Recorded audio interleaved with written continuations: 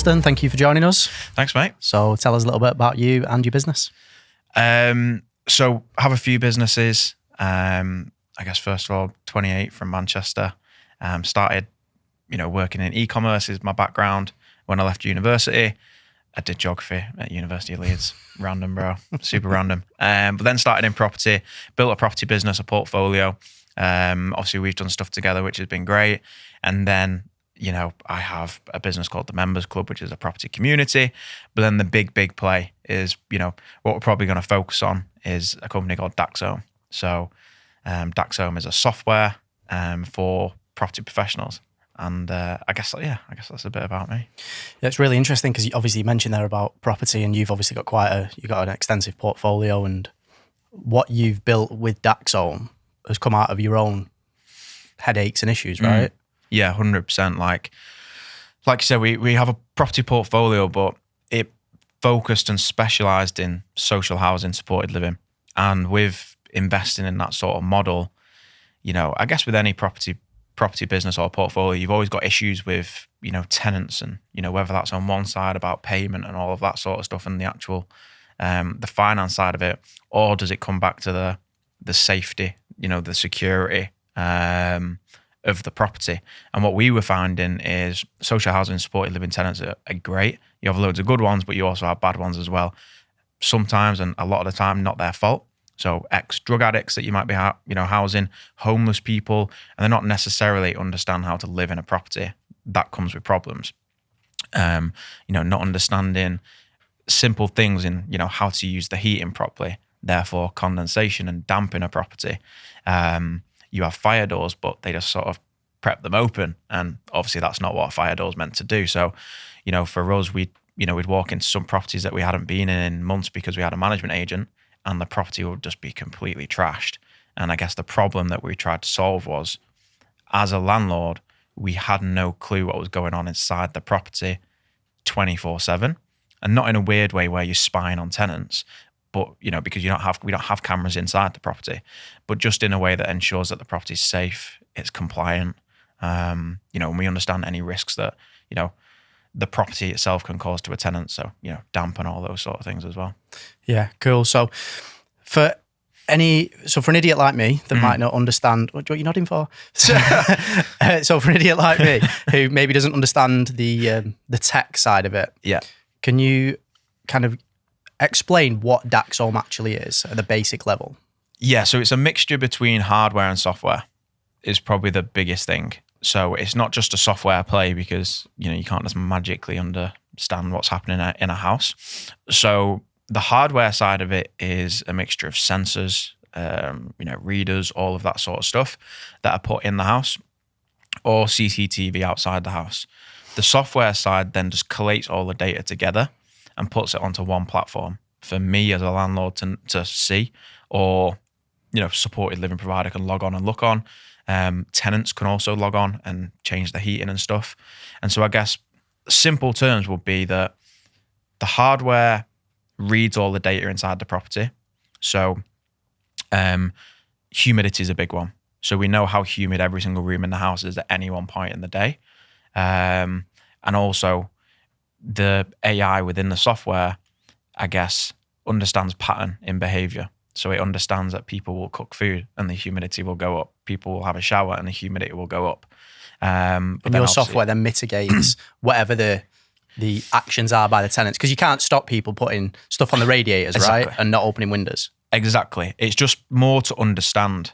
And so let's say, humidity spikes up when someone has a shower. That's fine. As long as it then comes back down and we understand, right, the patterns in behavior of people in that house. If the humidity is high for, a certain amount of time, it will just trigger an alert and be like, humidity is super high. What is going on? Is there a fire? Do you know what I mean? Is the house getting super hot?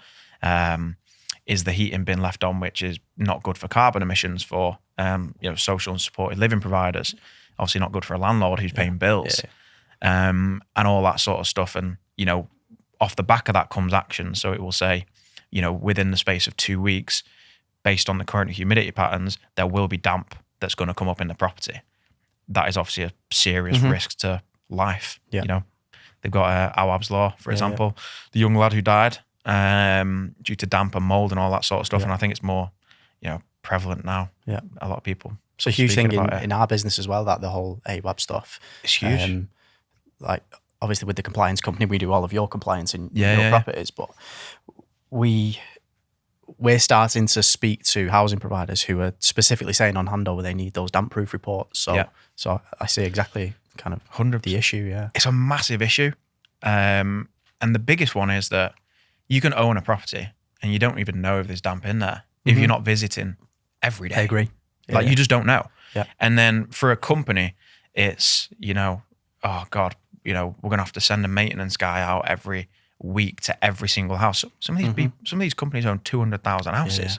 The salaries are tens of millions of pounds. Labour's just for that one expensive thing. Here as well now, right? So Exactly. So if this is a way where you can just track it on your phone instantly and you're told about it and you know the patterns, and that's just one side. Damp is just one side of the business. Yeah, I think you bang on the money with what you've got. When you guys told me about it a couple of years ago now, I imagine, yeah, just over 12 months is probably the idea. I would have thought. Yeah.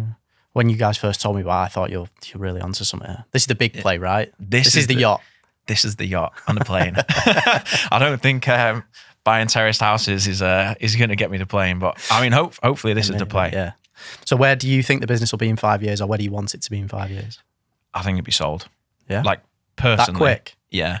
I think like a 3 to 5 year play. Well, I mean, I'm not a software guy. People might look and go, oh, you're building a software business, like you've got some tech background. I worked in e-commerce, could do a tiny bit of tech. I can't code, I can't do anything. I didn't know you was in e-commerce. I was in e-commerce. Yeah. So I was at that the Hook Group.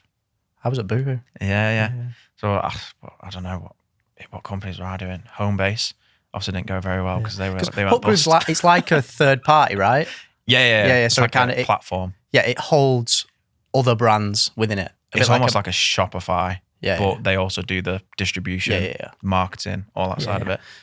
But hopefully we sell the company. We have a good team of people that have bought, people that have built and sold tech companies, and that's the sort of runway that we're all going for. And I think you want to get out before, like you want to build it to a really good point and just capitalize on what you've got, and then give someone else the growth plan. Yeah, because I don't see myself working in a software business for 10 years. It's just. Yeah, it's not me. And do you think there is an AI bubble?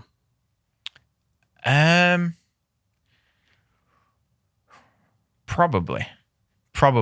I think there's a lot of people talking, if you don't understand AI, then you're getting left behind. It's like the internet back in the day. It's like, but I understand that to a degree, but also it's a really weird, it's like a mind fuck, isn't it? Like AI can also then teach you how to understand AI. So it's like, do I actually need to understand AI because the AI just does what I want to do anyway? Yeah. So I guess in terms of people saying, you have to understand it, I don't necessarily agree with it. You need to understand how to use it. Yeah. But is there a bubble? Don't know. I think it'll just carry on, to be fair. But you just need to put it into your business. Yeah. Well, I think the reason I asked that, and because we were talking before we started, right, about Replit and Lovable. Yeah. I think these things now, I create an app over the weekend in a day, right? I was watching Super Sunday yesterday and just made an app. And that's insane. It's ridiculous. So I think what you've got with the hardware and the software play, I think that's really clever because that's the barrier to entry, right? Yeah. The properties, you've got whatever you've got, 30 properties that you can put your stuff into. Yeah, put your stuff into straight away. Yeah. So where are you up to with your kind of launch phase? How many do you have this in at the moment, etc.? Yeah, so we, like you said, we started it because of the problems we had in our own businesses, in our own portfolio, sorry. So then we started just drip feeding it into our houses. But we didn't really know what it was at the start, so we kind of drip feeding in one feature. And I was like, oh, that's cool. And then someone would say something like, oh yeah, what if there's a leak and you don't know about it? Like, oh yeah, I wonder how we can change that. So then we just started adding, features in and putting it into more and more properties. So it's probably in maybe 15 of our houses. But then we're rolling it out to people that we know that have other properties, and we're just sort of testing it with them. Seeing people in the club, right? Yeah, people in the members club. which is good. It's a benefit to being in the club. There you go. There you go, repping. But yeah, there's so many new features and stuff that you always think of, and it's kind of like, how far do you go? Yeah. Because then it just takes longer and longer to launch. But I guess if someone came to us now and was like, I want it in 100 houses, we could do it. Yeah. So we're at the stage where the software is built. We're just making it look better. Yeah. We're making it perform better and all those things. But we could launch it fully now. I think the best thing I'd say about what you've done as well is I've been in all of your houses and I didn't know it was in any of them. Yeah. Like that's how good, that's how hidden they are. Like you don't know. No. Like, that's the benefit, right? You're not going in and it feels like you're in the middle of the matrix. So you've got sensors everywhere. Yeah. Like I genuinely didn't know until this morning, I think you said it was in 15, or I think maybe I spoke to Adam last week and he said 15. And I was like, I didn't even know. And I've been in every single one of them. I know that was one of the big things. And because it's hardware, if it was pure software business, you can scale it super quick because there's no physical product. The hardware is what makes it, like you say, makes it hard to scale quick. Makes it hard to scale, I guess, at all to like millions of houses. Yeah. But obviously there will be a way. But then the hardware creates that barrier to entry as well for people that obviously want to replicate it. But like you said, you can't, when the hardware's in the property, you can't even see it anyway. You know, it's little sensors, and we've worked really hard to ensure like the installs, you know, as easy as possible for a Spark. So like we're in the process of working with like a factory who will, I guess, 3D print our own DAXOME box. And I see it as I almost see it as like a tiny, tiny mini like warehouse where it's like a conveyor belt of stuff. So like you can go onto DAXOME website and say, I want the damp detectors, the CCTV, the stop tap, all of that sort of stuff. And like the conveyor belt comes down as a DAXOME box, people pack it, it's plugged in as it goes, boxed up, sent to you. So cool. And then you can just literally plug it into a wall. Yeah. That's how I see it. So yeah, I mean, I'm happy that you can't see it in any of the houses. That's the plan. Yeah, so I do agree. However, if I was you, I would have it somewhere. I'd have a plaque on the wall. Yeah. Or a box that, you know, like you get like Starlink just looks so cool. Like just having a box or something like a Wi-Fi router, even if it doesn't really do much, like just to say this property is managed by DAXOME. Oh, 100%. I think that'd be a really cool thing to do. 100%. Joe, one of the funny things is like, it's hard to explain, but like when you start a business and you think, everything's just firefighting at the start. Yeah. So like people probably, you know, I've not put it on my Instagram yet, but I put a picture. We've got like this white box. Exclusive. It says DAXOME on it. It looks fucking mint. Yeah. People are like, whoa, you've manufactured that box. Like, no, that's just like a box. And we just bought a DAXOME sticker and just stuck it on when we're in the property. Do you know what I mean? But it's those little things that you do when you start off and you look back and go, fucking hell, that was pretty cool. Yeah. I agree. Yeah. So what's the revenue model? Like who's your avatar? Who's your customer? We could go to anyone. You could go to any landlord in the world. It could go to anyone who owns a house. So the market is the entire world. But for us, we didn't want to do that. We'd rather give someone that growth plan. And that's why we think we can exit so short. So our target market is social and supported living, RPs, care, elderly sort of homes, anything like that where we think there's a massive, massive need for the damp stuff, the antisocial behaviour, the heating and the CO2 emissions, all of that sort of stuff. So we're niching down into that market because that's also what we know. Yeah. Like we know most providers in the country, as do you. All of our friends are in property. All of our friends have properties that they rent out. So for us, it's quite an easy market to just tap into straight away and prove the concept. Yeah. And then go and, maybe try and raise some money. So we're not trying to take over the world. Yeah, no, I think you're right. I think what's the saying? There's riches in niches. Like you just focus on a small subset or an area and just be really specific in there. I think that's definitely the right thing to do. Yeah. In terms, so let's say I was a housing provider, I would come to you and I would say, listen, my bills are extortionate every month. I've got condensation issues that's caused by residents. I would love DAXOME to be in all of our 200 properties. What do you do? Yeah. So this is interesting because it probably gets to our issues and like bottlenecks of the business. So there's two ways we make money. Number one is the install. So you want it in 200 houses. You choose what you want. You choose what you like. The damp, there's humidity, anti-social behavior. You choose all the packages in. So you can kind of piecemeal your package. Yeah. Okay, so it's not like an all-in-one thing. You can select the things that you want. Yeah, Okay, we recommend all-in-one. Yeah. Because it's just a lot better. But it wouldn't really make a difference either in terms of price massively. Having that kind of gold, bronze, silver, gold package is probably the right thing to do anyway. Exactly, 100%. So yeah, you got the install and then you've got the management. So the install would be, at the moment, this is our bottleneck. To install all the sensors, to get a spark out there to go and plug DAXOME into a wall, sometimes you have to create a separate socket. Let's say it's half a day work to install the whole of DAXOME into one house. So you got the wage of that guy, you've got all the hardware. You're talking like 900 and something pound. That's without CCTV. Obviously CCTV is expensive, it's extortionate anyway. But we've got really good CCTV cameras that are AI cameras as well. Yeah, and you've got to put it in most properties now anyway, right? As a landlord, you have to put it. Every property I've passed over, they've asked for CCTV, and it cost me 600 quid regardless. Exactly. So there is obviously that install cost, which when we aim to get it in 100,000 houses and sell the company. So when you let's say there's a provider who's got 20,000 houses, and you go, right, so it's a grand a pop, let's say. It's like, oh shit, where are they going to pull? I don't know what the maths, 20 million, 2 million, something like that. Where are they going to get that? Where are they going to get that from? A lot of it can be grants. And this is the bottleneck, because going and asking someone for millions of pounds to install something in a house that they've never seen before, or they don't, sometimes they might sit there and go, I don't feel like I need it, even though they do. That's the bottleneck to the business. And then we will probably make a little bit of margin on that front bit.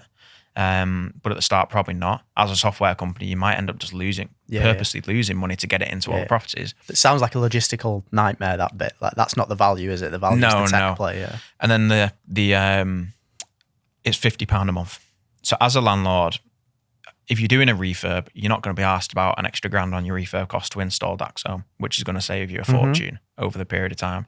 I don't have the data with me, but it saves, it's literally like up to 60% on your energy bills and stuff. So the simple stuff. And obviously there's costs in there that you can't see. So someone dies in your house because of mold. Yeah. What cost is that to the business and the reputation? And they pay us £50 a month to manage the software, to have all the alerts, to have absolutely everything. And the plan is that the front load cash to, I guess, pay for the installs is there, but the £50 a month is where you're making the money. That goes in 100,000 houses. That is 5 million quid a month in recurring revenue, or 500k. My maths is fucking shocking. Yeah, you know what? I didn't even twig. Because my maths is terrible as well. I think it's 5 million. Let's do the maths. I've been playing a lot of darts recently. My mate's like, your maths is awful. I have to have a calculator next to it. Oh, mate. Let's see. 100,000 houses times 50 quid a month. 5 million a month. So then we're at 60 million quid a year. Yeah. And as a software, you look at a multiplier on that, for example, you're probably talking minimum 10. You're talking stupid numbers, but it's like you're miles away from that. But that's the goal. Yeah, no, of course. And this has been completely bootstrapped, right? So in terms of, you don't have to give full details, but in terms of your partners, there's you, the lads that I know as you. Yeah. You're one entity to me. Yeah. Go on, tell us. So there's me, obviously, Adam and Alex, two business partners in my other businesses. A guy called Dave, who's also a business partner in our other businesses. And his tech background, he's built 3 tech companies and sold all 3 for... I know he's a tech guy. Yeah. He's a tech nerd. Yeah, doesn't look like it. No, he doesn't. He is an absolute tech nerd. He'll sit there and speak about coding all day. He's obviously very, very good at it. Yeah. Sold companies, tens of millions of pounds. And he is, I guess, the brains behind all the software side of it. And we're focused on the commercial side of it, getting it out. So it works well. And then the reason it can be bootstrapped is because to pay a developer to build DAXOME, I think, after speaking with Dave, we're talking like £250,000 quid. Okay. At the moment, it's 0. The reason being is, I can't say too much because because of Dave, but there's someone is helping us build it. Okay. And he's just working on sweat equity. Okay. Which has been the best thing. Yeah. So what will happen is, let's say we're sitting at 25% shareholding at the minute in DAXOME. We'll all just shift to 20%, give the guy 5% for building it, 5% each, sorry. So then we're all in at 20%. Yeah. But it's clever from him as well. 100%. This guy will be in the business till the day it sells. Yeah. He's going to be like active. It's not like he's built it and then he's off and he's just got his equity. He will be with us for the whole time. And then we've got another guy who we pay. He's like a hardware software blend. So he knows all the software, but he focuses on the hardware and like the installs and stuff. But it is you're still spending a lot of money, even though the sweat equity guy is, you're not paying him yet. We're paying the other guy, and anyone in software is not cheap every single month. So that is funded by our other companies. But then also, if we want to install DAXOME into all of our houses, there's a big cost there as well. Yeah, of course. So yeah, it does cost a lot. And I'm just thinking from a selfish perspective now, because and I don't know why we've never had this conversation, but you're not in any of my properties. I think we need to sort that out after this. Yeah. But can you go in, if I wanted you in my private Resi stuff? Or private Resi. Yeah. So one of the ways that it started was Dave is, like we said, a bit of a tech nerd. I don't think you'll mind me saying that. It's a compliment, to be fair. He has been obsessed with smart home technology for like the last 10 years. So his house and all of the stuff in his house is all smart tech. Okay. So a lot of the stuff we have in DAXOME, Dave's had in his houses for 10 years. He was the initial guinea pig. Updating it. And he builds his own software for his own house, which is crazy. So yeah, you can have it in your private Resi as well. Cool. That's the growth plan. We give it someone when we've nailed this market. Yeah. Someone then might want to go and nail the Airbnb market or the hotel market. Yeah, of course. Or something like that. Yeah. Opportunities are endless, right? If you've got a building, it can go in it. Literally. You can go in pubs. And the reason I thought of this for mine, because I had a private Resi one that has just become vacant, and we had a leak in the basement, and we didn't know that there was a leak in the basement until damp started coming so it's a ground floor flat with a basement underneath, and damp started coming through upstairs. So the tenant contacted me and said, I've got rising damp. So I sent my damp proof contract around, and they were like, no, it's not rising damp. There's a leak in the basement and all the moisture's being sucked up. That's what it is. So now I'm going to have to hack all that off anyway. Yeah.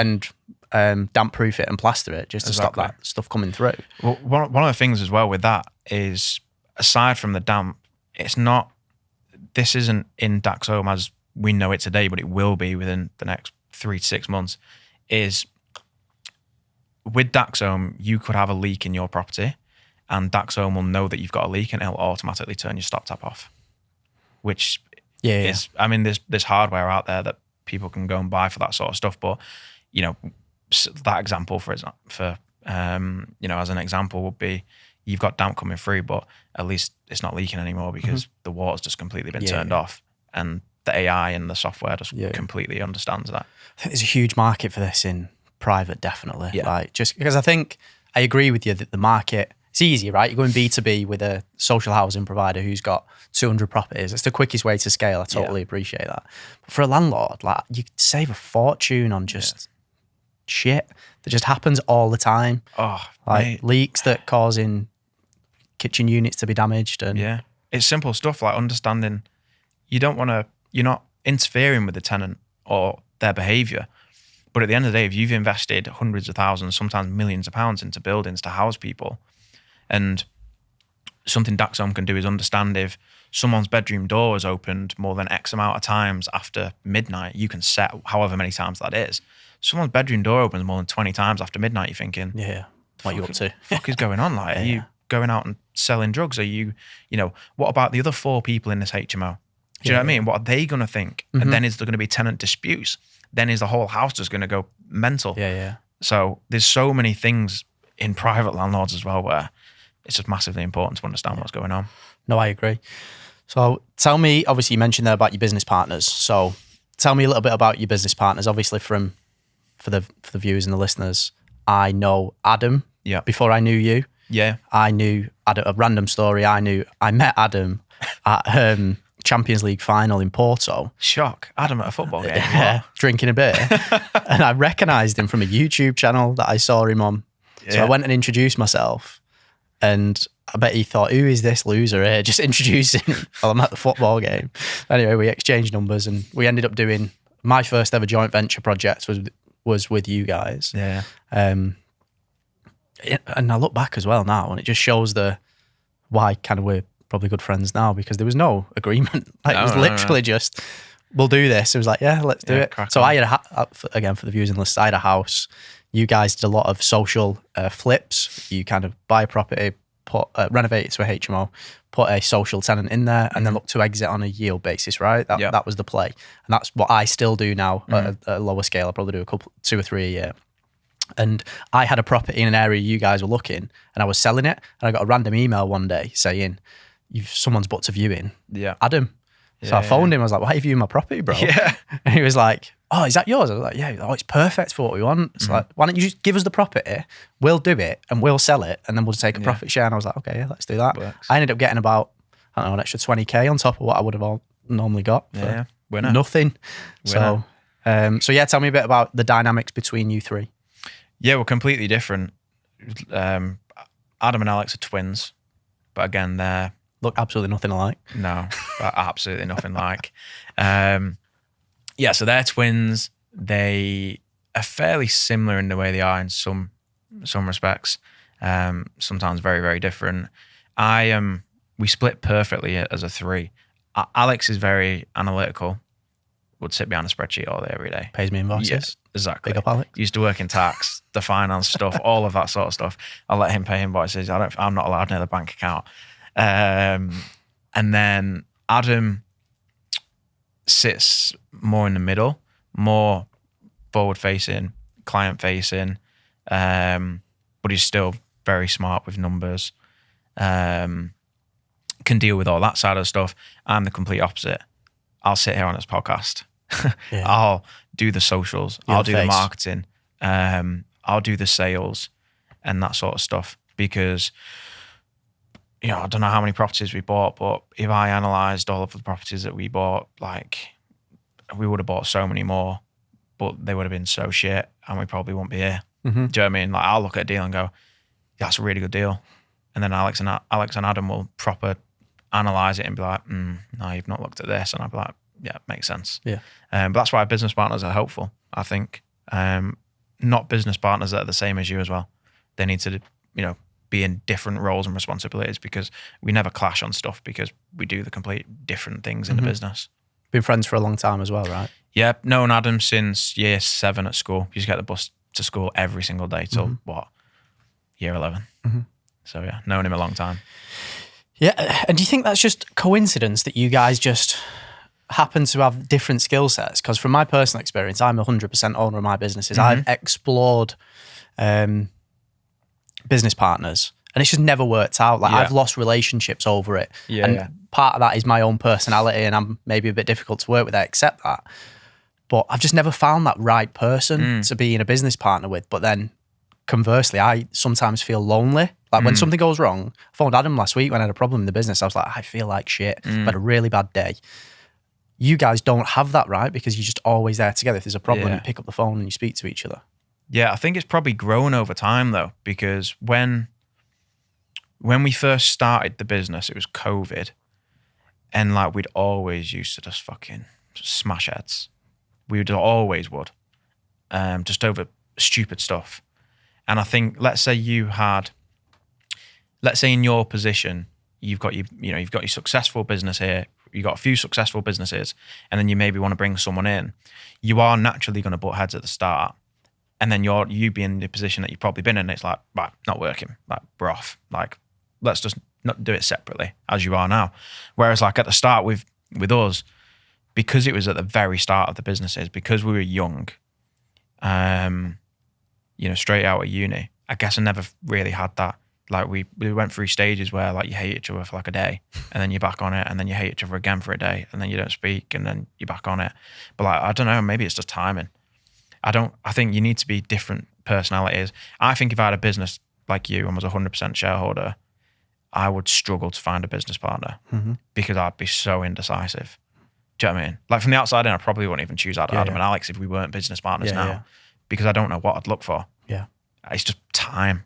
Yeah, you're Literally right. time. You're right on the indecision thing. Like for me, it's not even indecisiveness. It's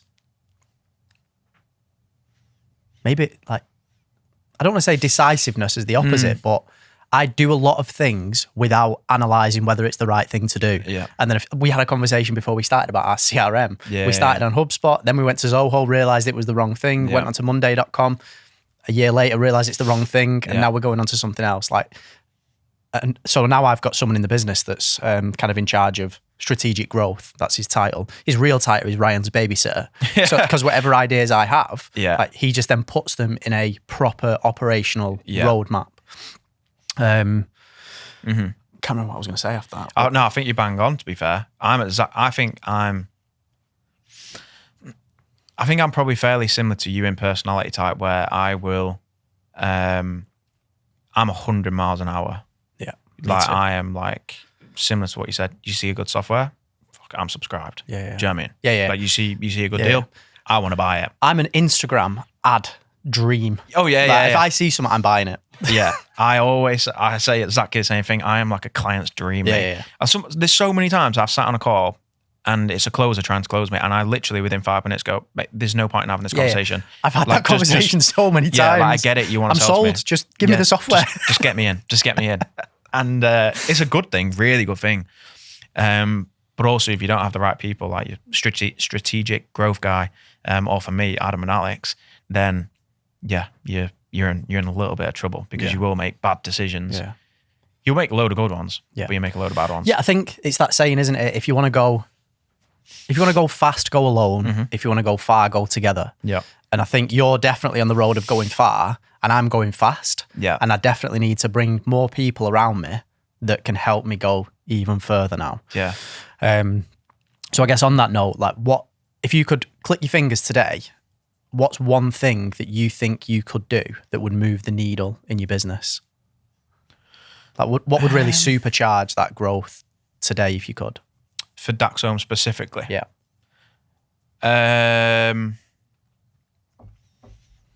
One thing. I've got two in my head. I'll let you have two. Go on. Go on. Number one is I guess it's understanding like the grant process more. It's the initial install cost. If that initial install cost was 100 quid, we could sell this business for tens of millions of pounds tomorrow. Yeah. Simple. The fact that it's £1,000 makes it a lot harder. So if we can understand that how to, we've looked at potential financing options. Can we be our own finance company to these people? Yeah. But then what happens if they go bust? Yeah. And it's like, I guess it's the same with any finance company, right? Is there other external finance companies? Can we get grants? Can we help people with grants? Can we get the grants and give it to them? Like, how does that work? What about PE? Yeah, that might work.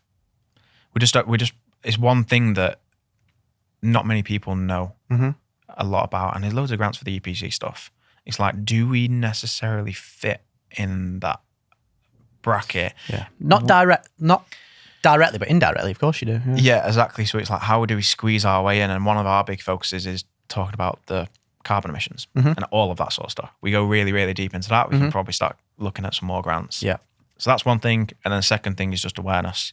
Obviously, Matteo here today, and Mateo's a videographer, by the way. Yeah. What a massive thing for me is awareness. Like making sure people are aware of who you are and what you do, whether it's in the property business, whether it's in DAXOME. I would say, like, I've got an advantage over other people in the DAXOME space because I know so many more people in that space.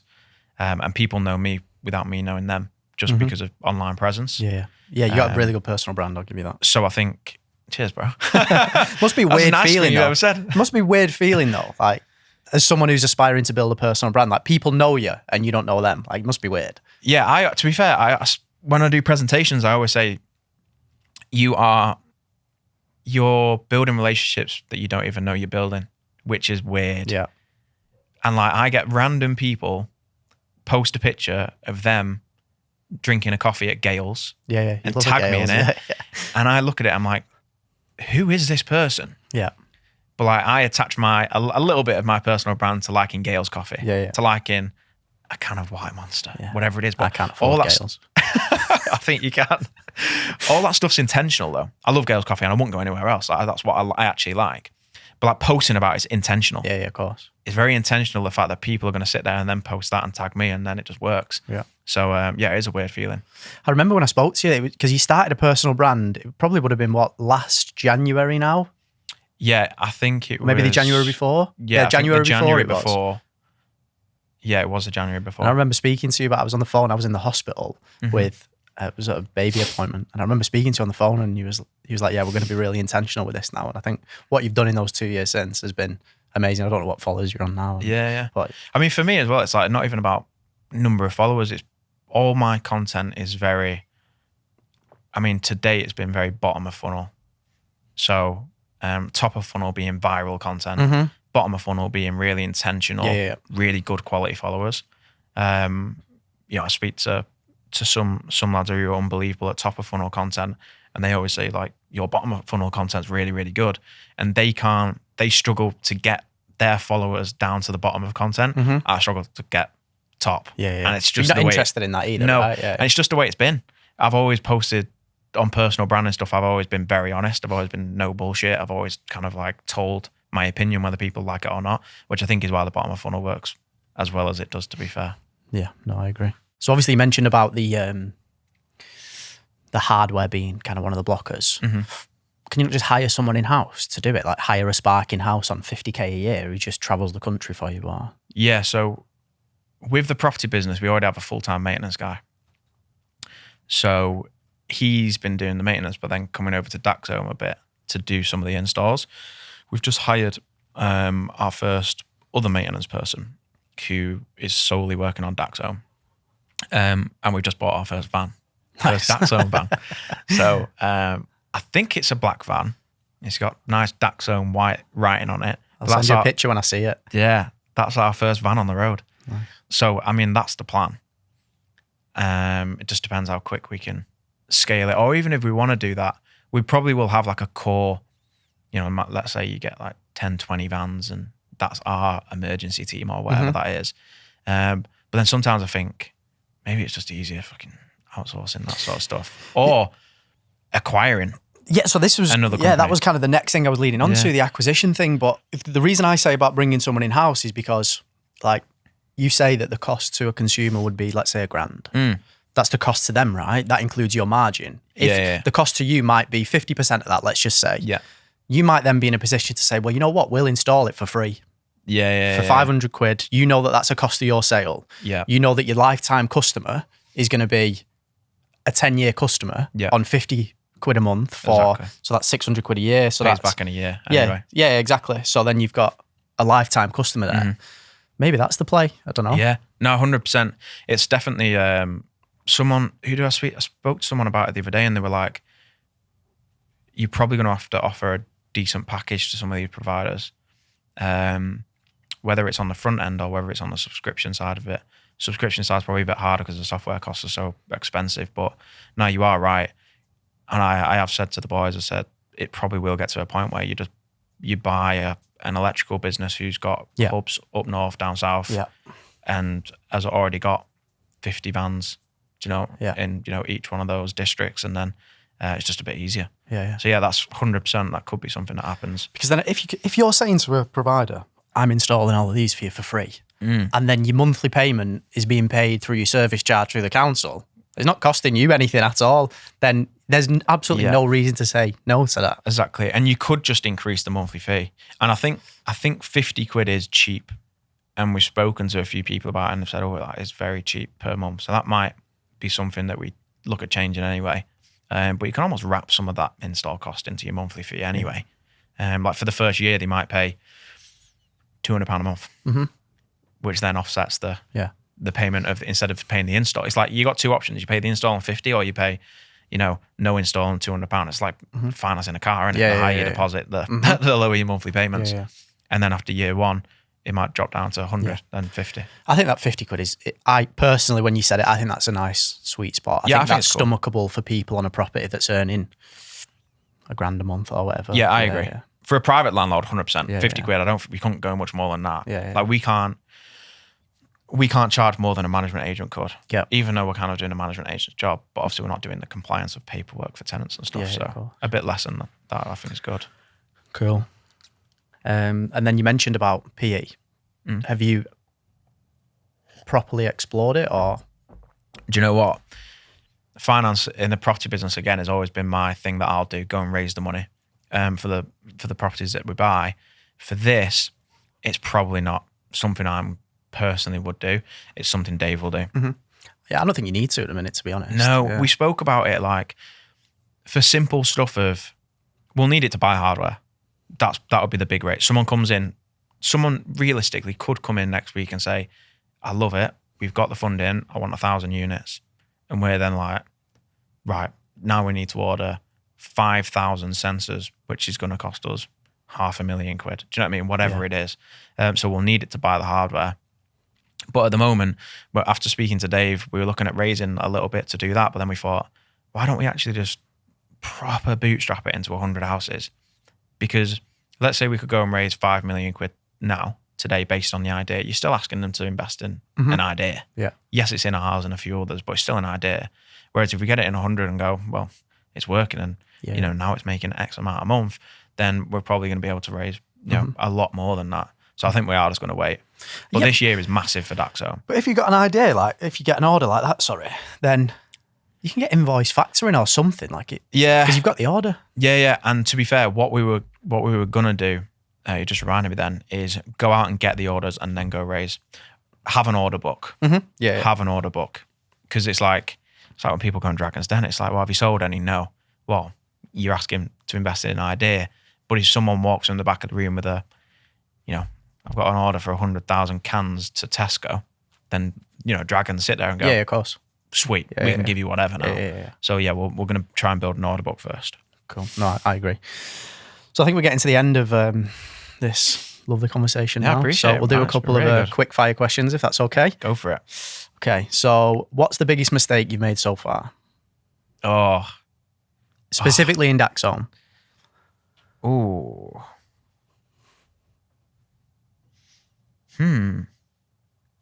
Specifically in DAXOME. Man, that's a tough question, Probably more of a, rather than like the business, more of like a personal mistake in DAXOME and like my thought process. Probably trying to like rush it, like genuinely. Like, especially in DAXOME, it's like, wow, we've got a great idea. What happens if someone else brings it out in 2 months? Yeah. We need to build it ASAP. And then you end up building something shit. Yeah. And it's like the pressure's not really there to build it that quick. So maybe rushing it. It's not a very exciting mistake, but I think it would have cost us a lot of money. Yeah.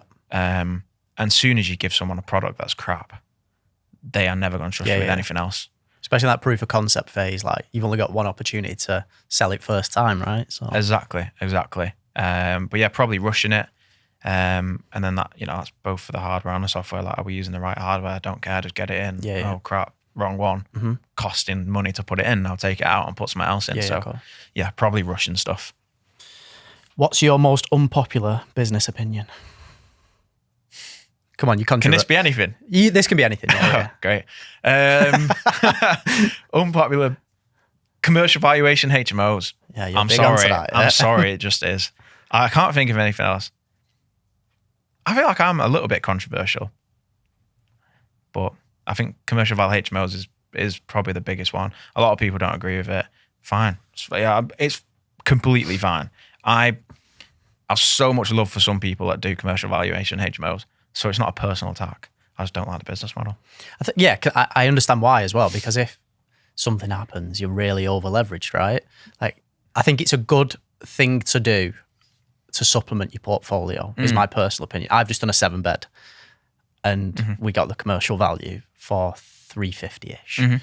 And the property's in Lancashire. It's worth 240. Yeah. Maybe, something like that, bricks and mortar. Like you said, you've got a good underlying other business. You've got a good underlying portfolio. Sound. No problem. It's the people that go and buy 10 in 1 year, think that they're Grant Cardone and think they've got a load of money in the bank, but it's all fake money. It's all it's all like made up stuff. Yeah. So yeah, it's probably that. Okay. If you could own any business in the world, what would it be and why? any business. Oh God. Do you know what? It'd probably be probably something like SpaceX. SpaceX, cool. That's pretty cool. That's cool. Yeah, I think anything that Elon does. Yeah. Huge fanboys yeah, there. Yeah, like a Tesla, SpaceX. I mean, SpaceX, like, surely everyone's answer has to be that. Flying rockets to the My answer's Mars. more boring than that. My answer's Costco. Costco. Do you know how much Costco earns from just the subscriptions? I seen this the other week. It's mental, innit? Yeah, so this is no cost of sale, just the subscription that makes you predetermined to go to Costco. Is like $6 billion. Yeah, that's insane. They've made you pay to walk through the supermarket door. That is an insane business model. And their cash flow cycle of SKUs is, let me get this right, is like net positive. So basically, let's say they buy something and it's on a 60-day credit term. The cycle of that SKU sells out in 50 days, let's say. So they've got 10 days of free finance. Free cash. Yeah. They have free cash in the business. I just think it's an incredible business. Yeah, yeah. So it's a bit more boring than yours. No, I think, yours is probably more of like what business do you want to own for the cash? Yeah. Mine, I think mine would be like, I mean, SpaceX probably. Yeah. I can't see it making tons of dough. It's probably just spends a load of dough as well. Oh, I don't know. I bet His it book's does. amazing, by the way. I've never read Elon it. Musk's, Walter Isaacson. Yeah. Is it good? It's so good. Yeah, I need to read that. I love Elon. Is That could be controversial? I love Elon as well, don't worry.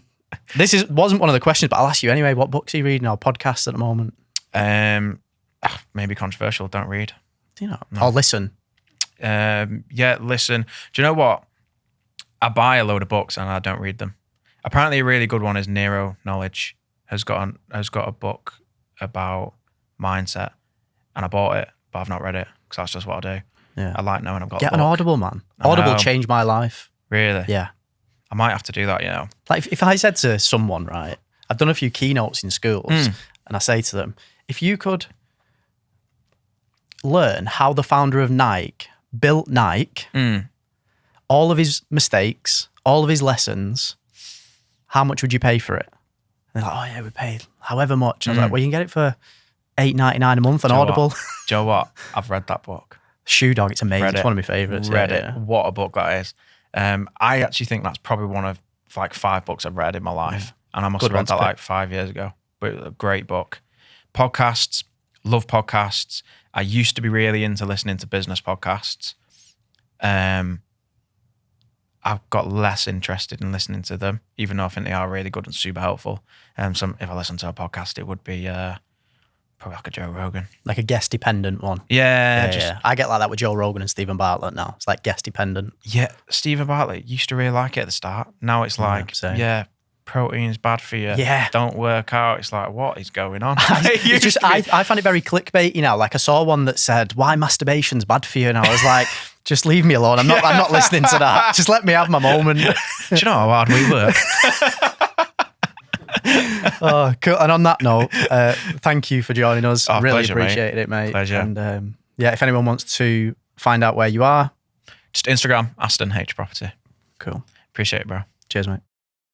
The key thing I think that I'm finding different at the moment, that there's so much demand for people wanting to get into this sector because of the things you already just mentioned. We've actually refused properties before. Yeah. We won't just take on a property where we can see problems from the outset. We want those landlords to fuck off just as much as everyone else. Providers are being pickier with what they choose, and then that means that if a landlord wants to be picked, they have to do it.